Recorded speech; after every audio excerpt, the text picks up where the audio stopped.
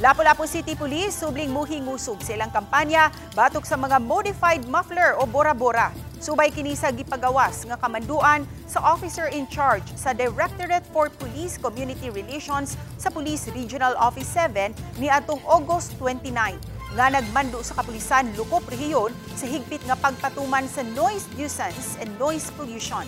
Ubos sa maong memorandum circular, gitahasan ang kapulisan sa higpit nga pagpatuman sa Republic Act 4136 kun Land Transportation and Traffic Code diin nahisukip ang pagpahamtang og penalty niadtong mga motoristang migamit og modified muffler o bora-bora. Matud pa kay dili man deputize sa LTO ang mga personnel sa Lapu-Lapu City Police nga maka-issue og TOP, makig-alayon una ang Lapu-Lapu City Police sa LTO sa pagpahigayon unya nila og operasyon. Makuha gyud ang license din. Dako-dako sa penalty. Manang makatagam gid sila og madakpan gid sila ani.